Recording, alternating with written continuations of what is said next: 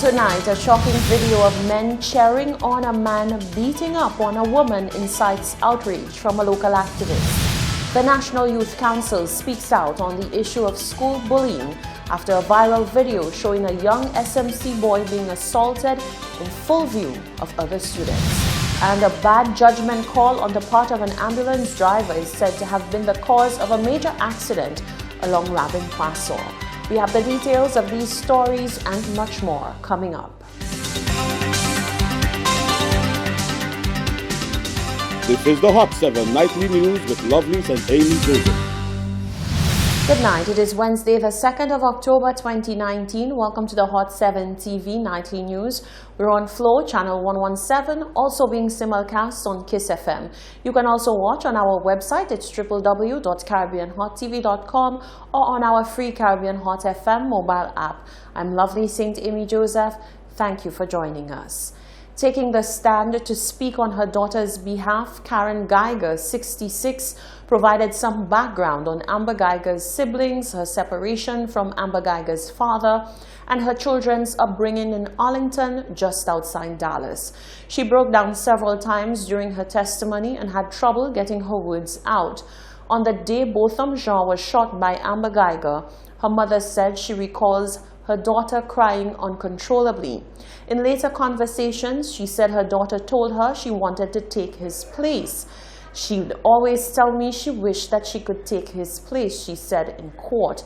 She also said that her daughter feels very bad about the situation. Amber Geiger's sister, Alana Geiger, said, quote, "She doesn't have the same light or energy that she had before. She's expressed to me how she feels bad spending time with her family because he can't be with his," end quote. Prior to Geiger's mother's testimony, Botham Jean's father, Bertram Jean, took the stand, vacillating between tears and smiles. He recounted how when Botham was young, he enjoyed being around him and always looked forward to picking him up at his grandmother's house after work. He said, quote, "It did not matter what time it was, I just wanted him with me," end quote. He says there are times when his friends would have said that he was babying Botham, who was a big boy, but he said he enjoyed doing that.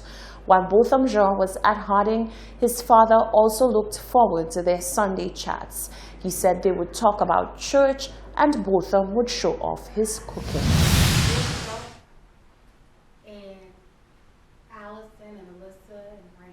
Rest of the John family. How do you, as the patriarch of this family, try to hold them together? Well, as the man of the home, I have to be strong for them. We spend a lot of time together. We go out for dinner, we speak about him. Although Alyssa is not there, but we do communicate with her. There are times when my wife calls and just seeing the boys in the background, grandchildren, and it just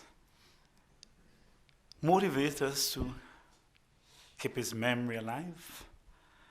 But I have to be strong. I try not to shed tears in front of them.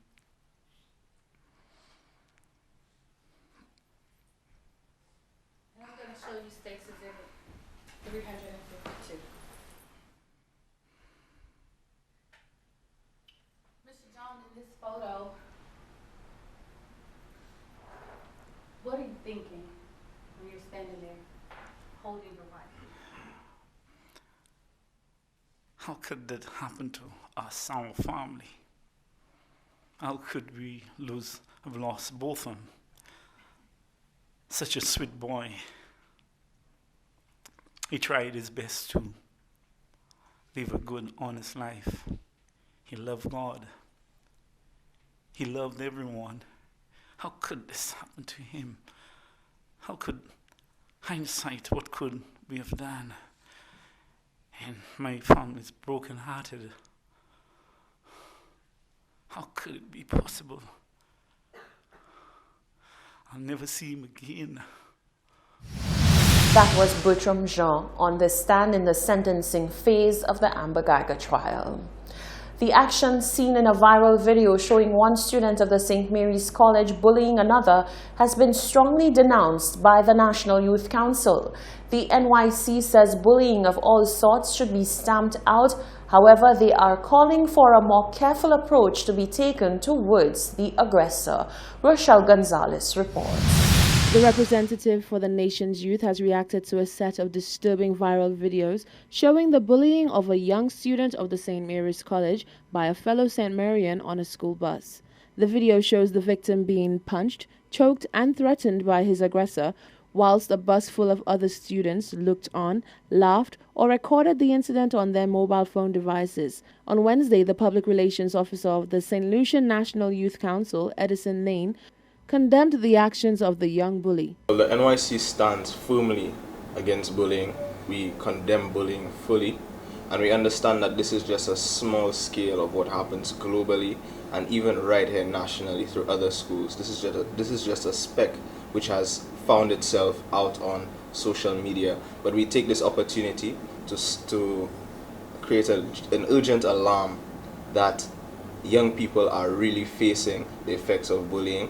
And this sounds an alarm for a psychosocial look into the perpetrator of the bullying, and of course in general to young people who display aggressive tendencies. We need to go in there and we need to find out what is causing this, because there are many social aspects that weigh in on this. But the SLNYC condemns it, and we also stand in solidarity with our branches. We have the Castries South Youth and Sports Council, who has begun a campaign on bullying, but it is still not enough. So we still need to campaign and raise the awareness and sensitize young people. And of course we look into the way in which it happened, that there were still young people that were onlooking. We need to form the habit of being our brother's keepers, and we need to say something when things are not going the way that they should be. As the video makes its way across the World Wide Web, past students of the school have indicated that there is a culture where boys are inducted into the school community by receiving physical blows. Lane said this culture needs to end immediately, as it serves no positive purpose. Bullying should not be normal. So when we tackle an issue like this, it doesn't matter the intergenerational habits, because at this point in time we are trying to create safe spaces for young people. So young people do not need to leave their homes and come to school to get bullied as a means of induction or means of course, training or being introduced to the school environment. That is not what school should be. So all stakeholders should understand that creating a safe environment is paramount. That is what's most important, that our young people can come in and learn. And I think that traditions like these, they need to end, and they should end. If not then by now, because we're moving towards safe school environments. You look at the big campaign on corporal punishment, even that should end. And because at this point in time, we want our young people to be safe. We do not want to to foster any more trauma. Already we're looking at a major psychosocial situation here with, of course, the young people who are perpetrating these acts. So it is not only this bully, but we condemn it fully in this case and in all others. On the other hand, Lane said persons should not rush to persecute the aggressor, as there is a clear sign that the troubles run deeper than perceived. He said whilst there is a need for action to be taken in this case, baying for blood is not the correct approach. This is essentially the result of a certain issue that has been present within society. So we need not lash out at the perpetrator directly, but we understand that there is need for intervention. So we need to create more services and more awareness that young people can be fully looked into, that we could get the proper counseling and attention that we need. But for sure, the bully, I think that this individual needs to of course undertake a certain level of rehabilitation. He needs to be, of course, brought in. But I don't think that the public's direction of aggression is necessary, because of course we're looking at young people here and they have their whole lives to turn it around. Although it feeds into criminal offenses, we need not treat it with that magnitude. Punishment is necessary, but so also is intervention. The incident is being investigated by the school's principal, Don Howell. Reporting for Hot 7 News, I'm Rochelle Gonzalez. Thank you, Rochelle. A bad judgment call on the part of an ambulance driver is said to have been the cause of an accident along the Ravin-Poisson Road on the 1st of October. Fortunately, no lives were lost, but some people involved did sustain major injuries. as a result of the three-vehicle collision. The accident brought traffic to a grinding halt with as much as a 2-hour wait for motorists. However, the St. Lucia Fire Service is thanking the ingenuity of C.O. Williams employees on the scene for assisting in providing a temporary avenue made of sand for traffic to flow. Solange Alfred tells us more. A mangled mess of metal lay before fire officers responding to an accident which occurred around 2:44 p.m. at Wavin-Poisson. The collision involved 2 trucks and an ambulance, with the driver of the northbound truck having to be extricated from the vehicle. Divisional Officer SLFS David Antoine says the cause of the accident is in part due to a blunder on the part of the ambulance. The ambulance was on its way from responding to a call, and on its way back to its base station, it seemed to have tried to maneuver around one of the trucks, and as a consequence of that, there might have been a misjudgment, and all of that ensued after. Yeah, it's a very unfortunate time for us. Again, we are looking at our policies when it comes to authorizing drivers to drive not just the ambulances, the utility vehicles and the trucks, to see as much as possible how we could take the necessary measures to address those problems, because we have been having a lot of accidents lately. Some not that serious, but however small, we have to take it very serious and start addressing those problems from very early. The magnitude of the crash required all hands on deck, with emergency response personnel being pulled from a number of the island's fire stations. There were 4 stations, including the Dennery station. We had individuals as far as Babuno and Girls Island responding to that call, because there were 6 persons involved in that accident altogether, including our men. So we needed the resources, we needed the ambulances and the manpower to have dealt with that situation. Antoine says the accident caused a traffic gridlock, which lasted for 2 hours. However, through the quick thinking of persons at the scene, an alternative path was crafted to allow for traffic flow. When I got to the scene, there was a crowd, but they were very cooperative, and they were eager to, and they were really willing to help. But for their own safety, we asked them to back up, and that they did. And again, I want to thank those persons from C.O. William and those who got us the sand to make it possible to spread it onto the road and make it passable for the meantime. Because there was no flow of traffic for a good 2 hours. I saw a man returning home with his luggage for having missed his flight. So I want to thank those persons who cooperated, those who used the backhoe and all of that. We want to say a thank you to you all, and continue doing the good work. I think it's part of our civic duty to provide that level of assistance. And in so doing, I want to thank you. Antoine says injuries range from a right broken femur and lacerations to the face. He says 2 individuals were transported to a medical institution after being assessed at the scene of the accident. Reporting for Hot 7 News, I am Solange Alfred. The president of Raise Your Voice St. Lucia is expressing both concern and disappointment with the apparent low level of care and empathy from society towards the issue of domestic violence. Seeley's comments come on the heels of a viral video showing a woman being beaten up by a man believed to be her significant other.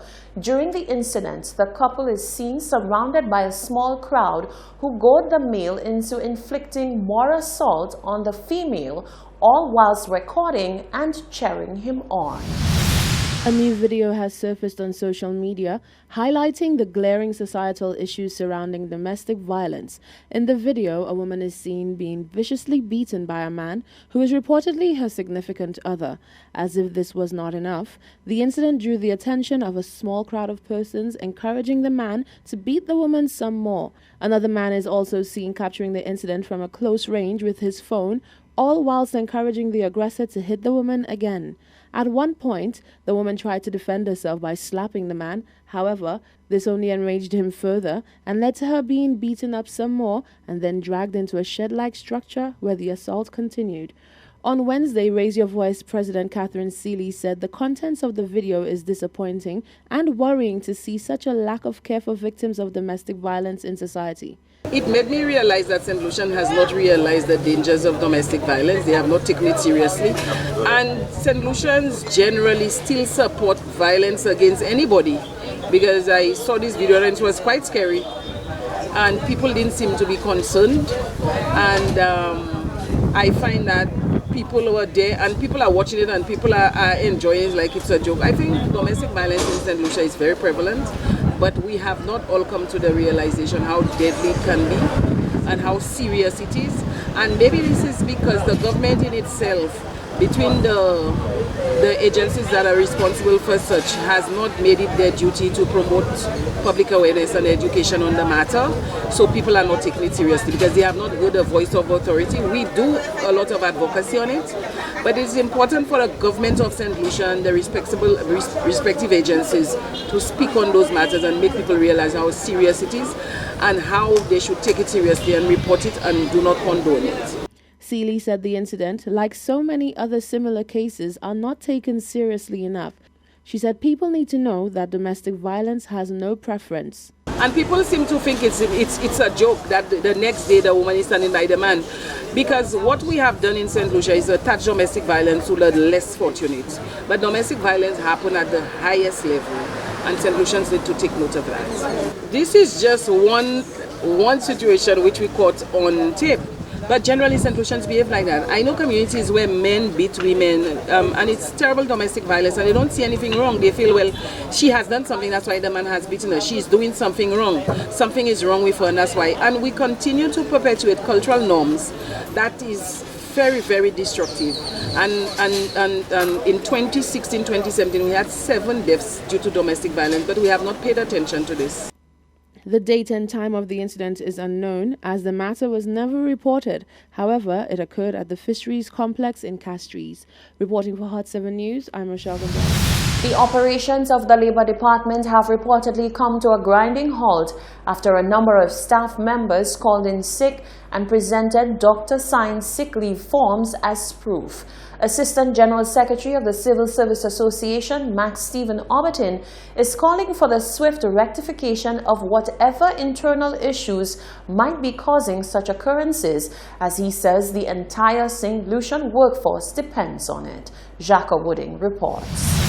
Sources have reported an abrupt halt in operations at the Labour Department. No formal strike action has been announced, but it is suspected that staff members have staged a sick-out.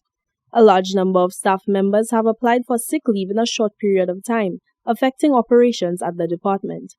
Assistant General Secretary of the Civil Service Association, Max Stephen Obertin, says CSA has confirmed these allegations, after having its own operations greatly affected by this action.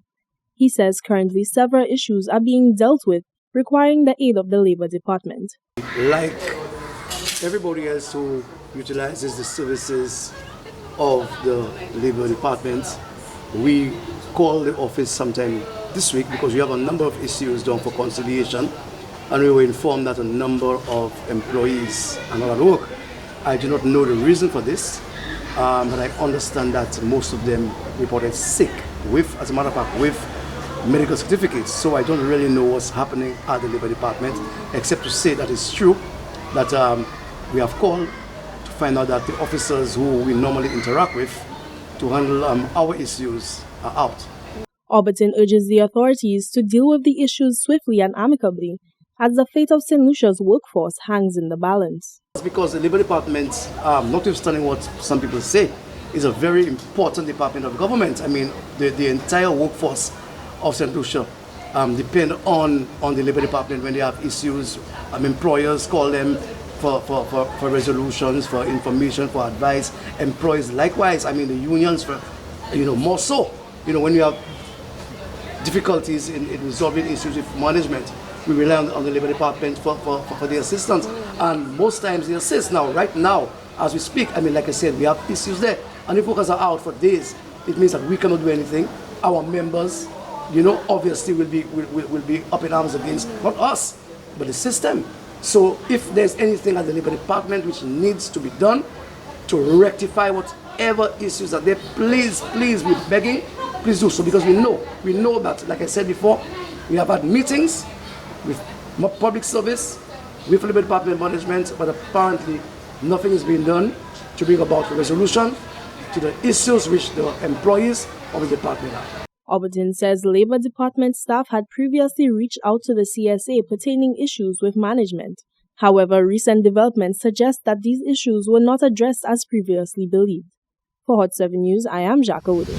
This is the Hot 7 TV Nightly News. Still to come, Michael Shaste is full of praise for the USNS team after accessing the service.